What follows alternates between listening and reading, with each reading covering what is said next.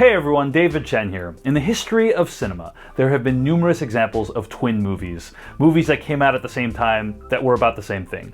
Think about Volcano and Dante's Peak, Armageddon and Deep Impact, A Bug's Life and Ants, and now two dueling documentaries about the Fyre Festival on Netflix and Hulu. Fyre, directed by Chris Smith on Netflix, and Fyre Fraud, directed by Jenna Furst and Julia Willoughby Nason on Hulu. They both dropped this week, and I want to tell you about which one you should watch. Quick note before we begin, I am currently an employee of Amazon, but my views expressed here are my own and do not represent those of my company or my organization. So let's talk about what's similar about both of these movies. They are both enthralling retellings of all the components that went into the Fyre Festival. In fact, both of them cover many of the same story beats and even use the same footage at times. They're both competently made, and they each run about 90 minutes. Fyre on Netflix is a better shot film. Aesthetically, it just looks more pleasing to the eye with nice use of lighting, and it situates interviewees in interesting and dynamic backgrounds. It does a better job of capturing the moment-by-moment existential dread of the lead-up to the festival, as well as how all the planning went wrong.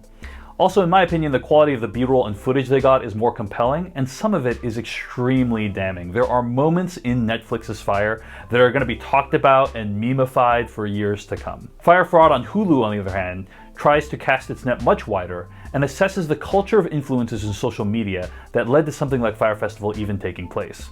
A lot of it is interesting and great modern context for the festival, but I also found the Hulu documentary much more irritating stylistically. It often used a computer text-to-speech program to read important documents, plus some stock footage. It was very distracting, and I think it took away from the storytelling.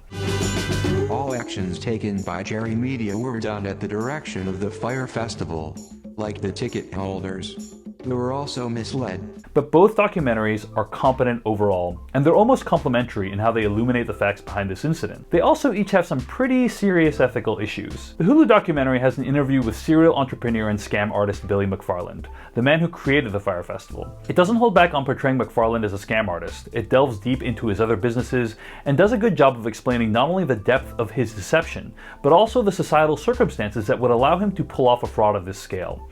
Despite all that, the McFarland interview itself is pretty useless. You see that this guy is almost completely unapologetic and there is no self-reflection going on there.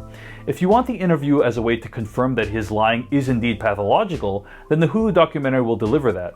But many of the shots of McFarland in Fyre Fraud are just of him sitting silently, looking awkwardly down at the floor, refusing to say anything. The problem is the filmmakers behind Fyre Fraud paid Billy McFarland for this interview. Just how much he was paid has not been confirmed, but McFarland claims it was $250,000.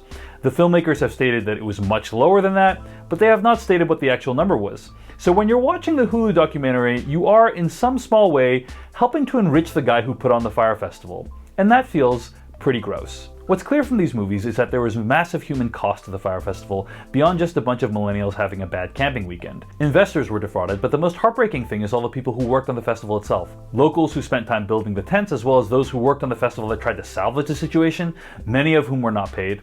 The festival created a ton of human misery, and to be in some way supporting the mastermind behind it doesn't feel good. But if that sounds bad, just wait, there's more. The Netflix documentary Fyre is co-produced by Vice and Jerry Media, the latter of which is a company that helped market the original festival. In that movie's telling of the story, the people from Jerry Media, who sit for on-camera interviews, were duped by this con man. They had no idea the festival was going to be such a disaster, and when they were cashing in those marketing checks and enticing people to fly to the festival, they were just doing their jobs, blissfully unaware. For a variety of reasons, some of which are covered in the Hulu documentary, this strains credulity.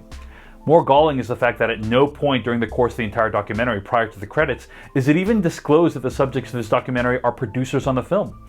Jerry Media was named as part of the class action lawsuit against the festival. The fact that the Netflix documentary omits these details is honestly pretty insane, and I'm shocked they aren't catching more flack for it. It also makes you wonder what other facts they're leaving out. So both movies are in some ways ethically compromised, and if you really want to know which documentary to watch and still feel like a good person, the answer is probably neither of them. Just don't support anything about what's going on here. Don't try to respond to them marketing this grift to you further. But if you have to watch one, watch the Netflix one. It's a better movie, and at least then you're not helping out Billy McFarland in any way, just the marketing people who helped perpetuate one of the biggest disasters in music festival history. This is David Chen. Thanks for watching this video. If you liked it, hit like or subscribe. I'm going to be trying to make one video every 2 weeks on this YouTube channel this year, so check it out. Thanks for watching. See you in the next one.